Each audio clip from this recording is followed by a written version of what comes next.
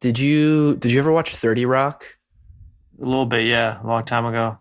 When I think of the Panda Bear meets the Grim Reaper cover art, I always think of this one joke from 30 Rock where Jack Donaghy, who's Alec Baldwin's character, is like he like hallucinates like a alternate reality version of himself. It's like there's like a gas leak in the building, and this like alternate version, like more successful version, like comes into his office. He's like, "What happened to you, man? Like, should have been at TV and for only 6 months before you like moved up the GE ladder." And normal version Jack Donaghy's like, "Oh yeah, well at least I don't wear striped shirts and a striped tie together." An alternative Jack goes, "It's called power clashing, and I do it because I can." And when I see the Grim Reaper art, I always think that's power clashing, baby. Definitely power clashing mindset. Yeah.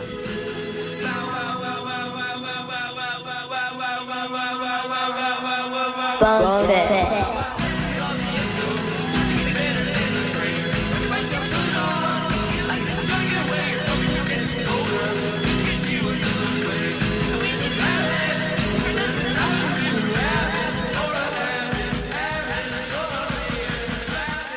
Hey y'all, what's up? Welcome back to Bonefish. We love music. We love weird music. We love psychedelic music, experimental music, whatever you want to call it. We're here to talk about it. And I'm Justin. I'm Christian. And today we're continuing our series on Panda Bear's solo records. Oh, yeah. Panda Bear is, of course, Noah Lennox, founding member of Animal Collective, who we talk about a whole bunch on here. And today's topic of discussion is Panda Bear meets the Grim Reaper. Hell yeah.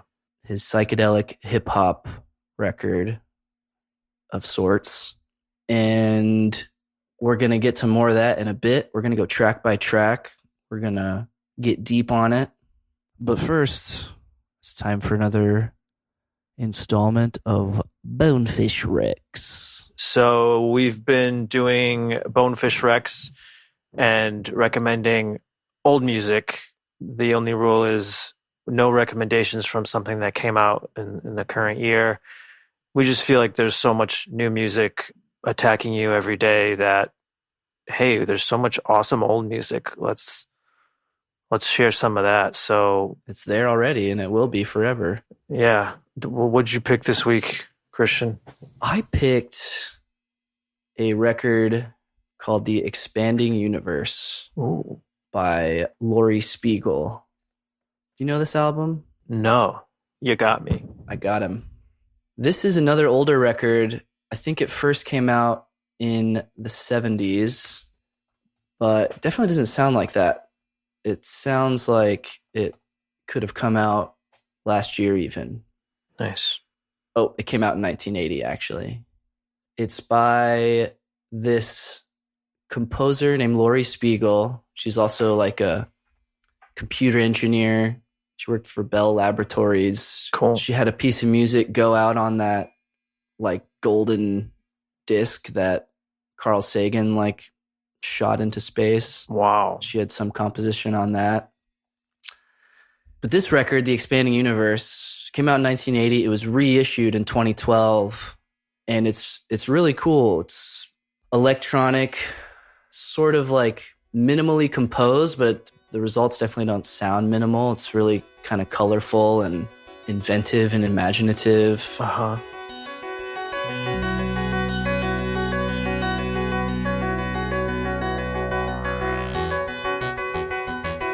She made this record with like, you know, this was the 80s, so she was using computers and like sequencers that were like literally the size of rooms. Like kind of painstakingly like mapping out all the notes to feed these old synths that would then make her music. Really fun listen, really nice if you're like working on something. You can totally have it on in the background while you do stuff. You can totally tune in and just feel like your body is disintegrating. All the cells are just dissolving inside you. I'll plug 2 tracks from it. Track 1 is called Patchwork. It's like a 9-minute kind of crazy arpeggiating, colorful, sort of spiraling, beautiful song. And then there's another one called Drums, which is like a more minimal kind of crazy polyrhythmic synth track.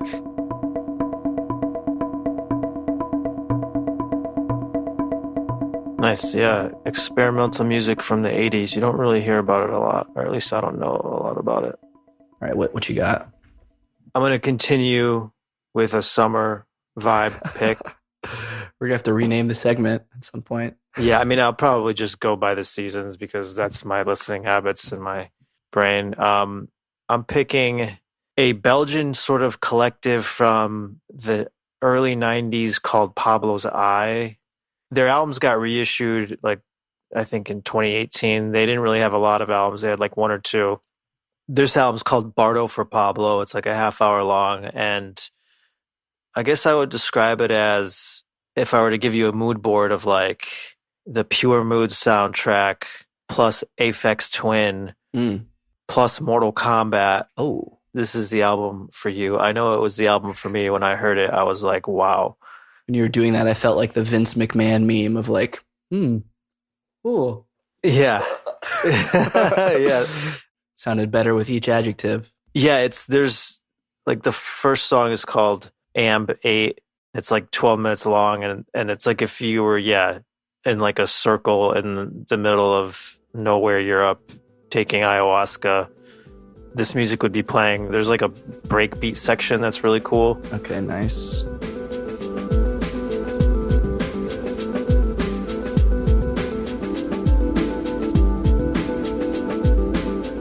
And yeah, a lot of like, chanting, very minimal, but also a little campy.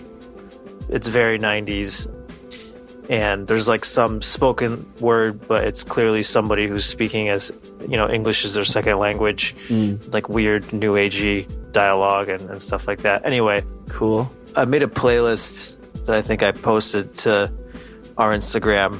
And so it kind of fits into the genre of like ambient dance music from the 90s. Oh, nice. Yeah, that 90s ambient playlist you made. Yeah, check that out, y'all, if you like that shit. Which they're all on the Instagram. We've gotten some questions through like Spotify and stuff, like where are the playlists, where can I find them? And they're all on the gram. They're on a little right below our profile pic. Yeah, we archived them. If you go through the archive stories, you can find the playlist. Yeah, so Pablo's Eye. Sick band.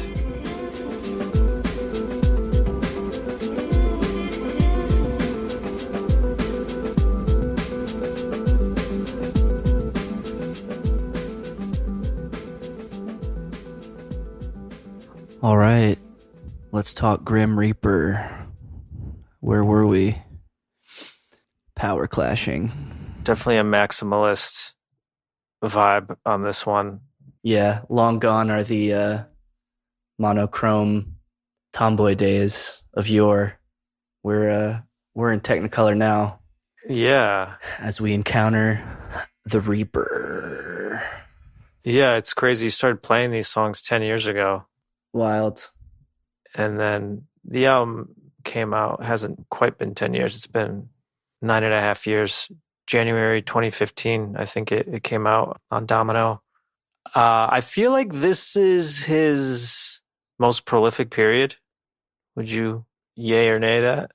I would yay that. I also think this period, it's an interesting era for Noah Lennox and for Animal Collective in the sense that I feel like, at least for me and maybe for some listeners, the hype for the next Panda Bear record maybe started to exceed hype around Animal Collective in general. This is post Centipede. It's also post Daft Punk Doing It Right collab, which is an interesting turn in Panda Bear's career. That was like the biggest record of the year that year. I agree. Yeah, it feels like Animal Collective were big then, like they weren't quite, that quite stratospheric. That being said, I'm sure there was some a lot of people who are Daft Punk fans who heard this catchy dance track were like, oh, I want to check out this Panda Bear guy, and then maybe found Grim Reaper and we're like, what the fuck? Check out this Panda Bear group. Check out the Panda Bears. Yeah, I agree. I feel like, 2014, Panda Bears is still riding high. Animal Collective, at least critically, in the elite press, has gone down. And there was just a shift in music, kind of, I think a year or two before, to just kind of away from the weird indie rock to more of a, I guess, like poptimism mixing with indie dance music kind of was the sound of the moment. And obviously Panda Bear's music has always kind of floated in that realm, though he's always made it, the accessible stuff weird and vice versa. For sure. And so, and I think, and this is like the beginning of a bit of a wilderness period for the band, and where there's just more solo releases than band releases, which is kind of how the band started originally, more separate. Yeah. But a lot of music. I mean, there's an EP that preceded this that was good. The album, a sort of postscript EP that I really like. There's remixes. Swallow at the Hollow, which is hashtag for the heads. Yeah. I mean, this album was really well received. Critically, I think Pitchfork gave it a better score than Tomboy. That's interesting. I guess before we get into it, like, I know you mentioned that I caught some maybe overrated vibes from you. Do you feel like that now, or how does it sound to you almost 10 years removed? Yeah, no, I don't think it's overrated. I mean, I think the press was really riding hard for our boy Panda at this moment, following Person Pitch and Tomboy. But I think it's deserved. I mean, I really dig this album. Mm-hmm. I think where it stands for me amongst Panda's discography is it's maybe not as like complete to me as a whole record as maybe the previous two we've discussed, but I think the highs are super high. And I don't even think there's low lows. I just think there's moments on this album that occupy like a different space in the Panda Bear universe for me. And that space is like a little more kind of like chilled, grooved, a little more laid back. Mm-hmm. If the triangle of Tomboy is like voice, sort of straightforward, Spartan primal rhythms, and guitar, I feel like the triangle of this one is like voice still at the top, and then like break beats, funky grooves, and then kind of like crazy synth wizardry. I feel like this is the album he really kind of enters sort of synth warrior zone. Yeah. He says it's sort of the first album that he like really used a computer with, like he was using Ableton. Obviously he like arranged his stuff on the computer, but I think this is the first one he really says like I started using the computer as a tool, which opens up all these crazy potential directions. And but no, I really dig this record. How do you feel about it at the moment? I like it. I still like it. I agree with you. Some high highs. I really like the synths, some of these retro synths that I think are a Sonic Boom contribution. I think it's the EMS Synthy AKS. I don't really know anything about it, but it sounds like, in some of these short interludes and parts, it sounds like a retro synth kind of, you know what I'm saying? You know what I'm talking about? Totally. Yep. And I think Sonic Boom has used that in Spaceman 3, and it's kind of a very distinct sound from him. And I really like that. I feel like this is the first record where he's actually kind of on almost an equal creative footing as Noah, as a producer on this album. Yeah, he was involved earlier, right? Like earlier on in the process. I know Tomboy, he kind of came in for the mixing, but this he was a little more hands-on. Yeah. I don't think my opinion of it has really changed. It's just that like the environment and stuff I'm listening to now isn't really music like this, right? That I listen to, kind of the more dense, weird dance pop stuff, but it's still cool. And I remember when I first heard these songs and I was kind of like, okay, because I saw them live first, and the breakbeat stuff was apparent, which I love breakbeats. I love the '90s breakbeat stuff. But this one really, the album really grew on me over a Yeah, period of a year when it first came out. And, some of these like crooner, more kind of elegant songs like Tropic of Cancer and Lonely Wanderer, we haven't really heard him do that much. totally. Yep. And Yeah, that was very interesting. Like imagine a whole Panda Bear album in this kind of, you know, mature, classically composed mode, would be really interesting. yeah. Holding like a highball of like cognac or whatever. Yeah. Yeah. Just like, Chiefing on a fat stogue. yeah, with like, the teardrop piano stuff. I mean, his voice is in some parts like less affected, which is really cool. Yep. And you really hear how good of a singer he is without any effects, but just like really good, recording techniques and good mics and stuff like that. For sure. Definitely feels a step up in terms of like confidence in that level. Things are a little less masked. Yeah. And there's some badass beats like and sounds like almost Black Dicey, like dirty. Like this is like a messier, kind of dirtier album. For sure. Yeah. And like the pairing of this crazy out there synth work that just sounds like something's self-destructing, basically, paired with these like super classic groovy breaks that some of them are like very iconic and have been used in like hundreds of songs, is a pretty weird combo.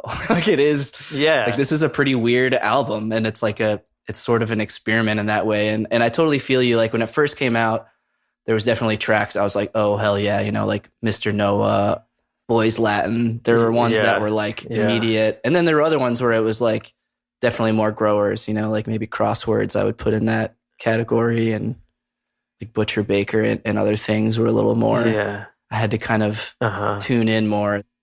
Yeah, I believe this got an 8.7 on Pitchfork, which is pretty good. They did like a big feature on him too for this. I remember like a writer like went to Lisbon.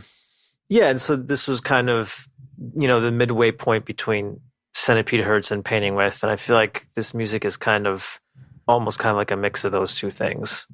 Yeah, Grim Reaper kind of maps out some of where the band would go with Painting With, whether it's through like the pocketing kind of back and forth singing, which is a characteristic of this album. Yeah.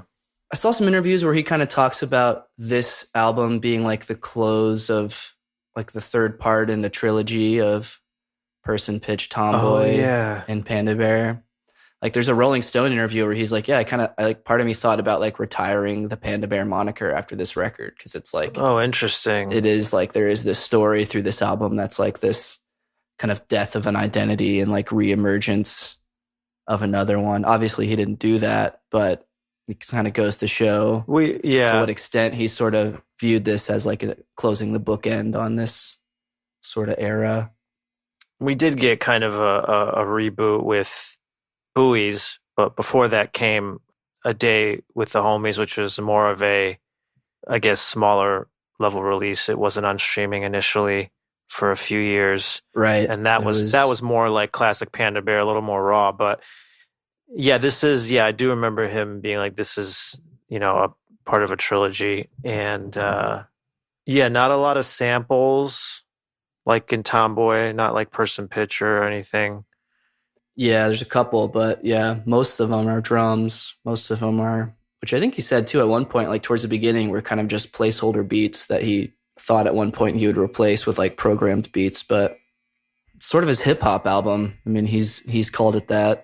For that reason, in terms of like rhythmic and groove stuff, it's definitely there.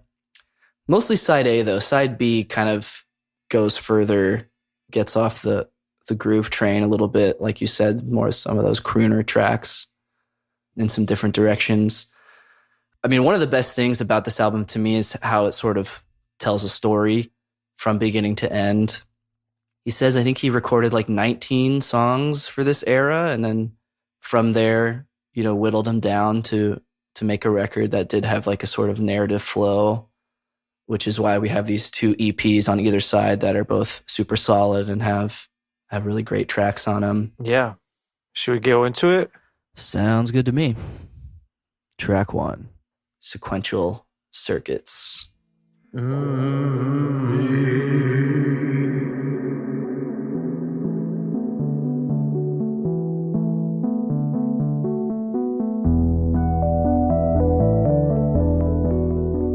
What's up, everyone? Thanks so much for listening to our little intro/preview of the Grim Reaper episode. To unlock the full hour-long episode, including a track-by-track breakdown, head on over to patreon.com/bonefishpod. And there, for just the price of a latte, you can unlock this episode and our other deep dives on Animal Collective Records. Massive shout out to all the patrons helping support the work we're doing. You could also follow us on Instagram, where we've got our playlists posted. And of course, if you're enjoying this show, you can take a little time to rate and review. That helps a bunch. And we'll be back soon. Until next time, take care.